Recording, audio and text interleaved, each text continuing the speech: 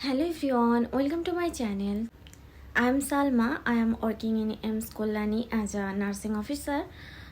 आज का वीडियो है कि हम कैसे नेगेटिव मार्किंग कम कर सकेंगे या फिर कैसे कंट्रोल कर सकते हैं इसके ऊपर. तो ये तो है कि हर एक एग्जाम के लिए ना नेगेटिव मार्किंग बहुत ज़्यादा इम्पोर्टेंट रोल प्ले करते हैं. नेगेटिव मार्किंग ऐसा है कि जो पॉइंट से ना 100 200 रैंक पीछे आ जाओगे, तो नेगेटिव मार्किंग कम करना तो बहुत बहुत इम्पॉर्टेंट है. और नेगेटिव मार्किंग कितना करता है, अगर आप नॉर्थ सेट या फिर कोई सेंट्रल गवर्नमेंट में ऐसा होता है कि ज़्यादातर सारे एग्जाम में ही नेगेटिव मार्किंग होता है. तो नॉर्थ सेट में जो नेगेटिव मार्किंग होता है वो है कि 1/3, मतलब अगर आप 3 क्वेश्चन रॉन्ग करोगे तो 1 नंबर कटेगा. दैट मीन्स अगर आप 1 क्वेश्चन रॉन्ग करोगे तो 0.33 नंबर कट होगा आपका. और नेगेटिव मार्किंग की वजह से किसी किसी का सिलेक्शन होते होते रह जाता है और वो एक बहुत बुरा फीलिंग है. तो नेगेटिव मार्किंग को कंट्रोल करना बहुत इम्पोर्टेंट है.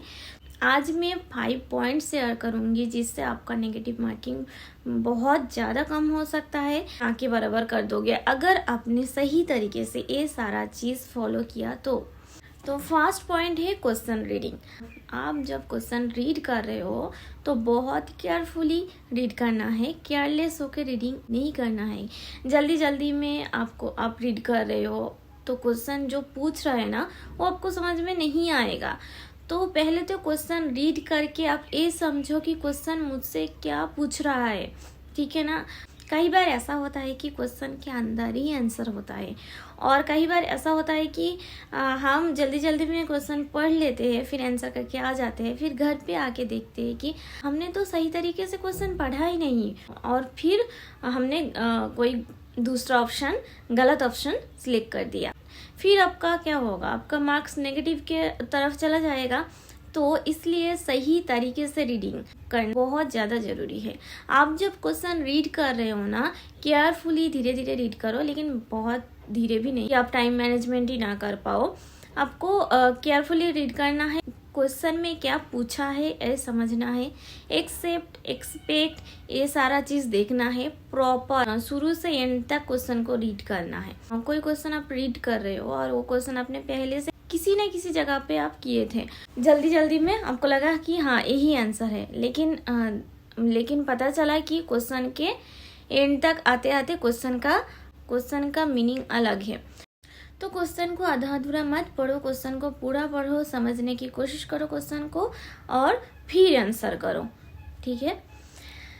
देन नेक्स्ट पॉइंट है गेसिंग टेक्निक. आप जब क्वेश्चन गेस करके आंसर कर रहे हो, कौन सा क्वेश्चन आप गेस करके आंसर करोगे, तो इसके लिए एक बेटर वे है कि आप वही क्वेश्चन अटेम्प्ट करो. आपको जितना क्वेश्चन आ रहा है वो तो छोड़ो, वो तो आपको आ रहा है, लेकिन आपको क्वेश्चन कुछ क्वेश्चन ऐसा है कि जिसमें आप 50-50 हो, तो वो क्वेश्चन आप अटेम्प्ट जरूर करना.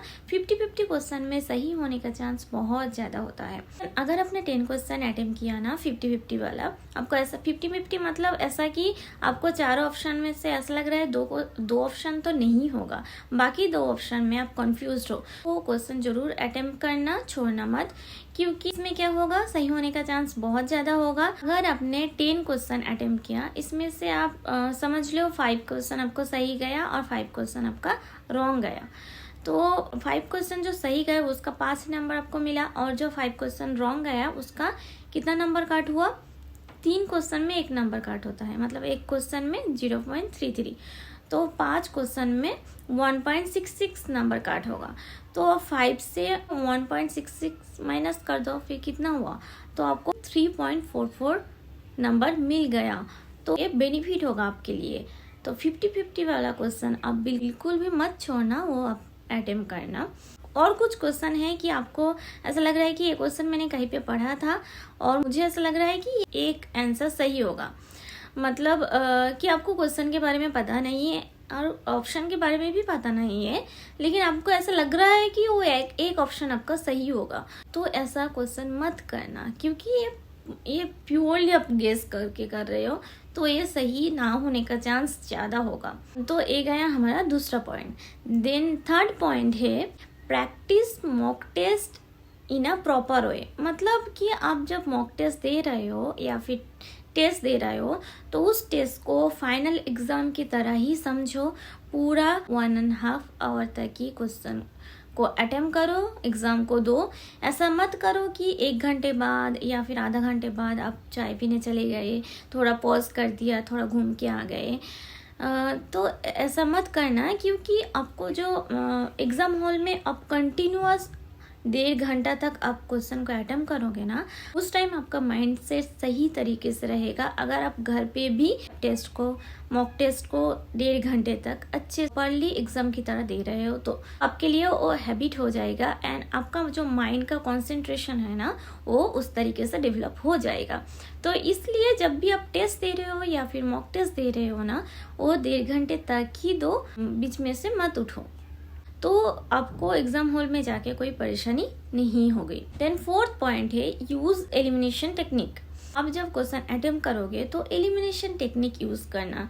जैसे कि आप क्वेश्चन को पढ़ लिया अच्छे से, देन आप पहले एलिमिनेट करना कि हाँ ये क्वेश्चन तो नहीं होगा, ये ऑप्शन तो नहीं होगा, दूसरा ऑप्शन भी नहीं होगा, तीसरा ऑप्शन भी नहीं होगा, तो बचा हुआ एक ऑप्शन ही होगा, वही आंसर होगा। तो इस टाइप का क्वेश्चन आपको बहुत मिलेगा और अगर आप इस तरीके से क्वेश्चन प्रैक्टिस करोगे ना तो आपका क्वेश्चन गलत होने के चांस, नेगेटिव होने का चांस बहुत कम होगा, आपका आंसर सही ही होगा। तो एलिमिनेशन टेक्निक यूज करके आप क्वेश्चन को अटेम्प्ट करो, इससे नेगेटिव मार्किंग ना के बराबर हो जाएगा। देन 5 नंबर पॉइंट है कि पैनिक बिल्कुल भी नहीं होना एग्जाम हॉल में। एक्चुअली हम हमारे दिमाग को जो समझाएंगे ना तो दिमाग ऐसे ही काम करता है। अगर आपका एग्जाम हॉल में ऐसा हुआ कि आप क्वेश्चन ओपन कर लिया और आप देख रहे हो कि पहला क्वेश्चन भी आपको नहीं आ रहा है, दूसरा भी नहीं आ रहा है, ऐसा करके आपको 5-6 क्वेश्चन नहीं आ रहे हैं, अगर 10 क्वेश्चन भी नहीं आ रहा है फिर भी पैनिक मत होना।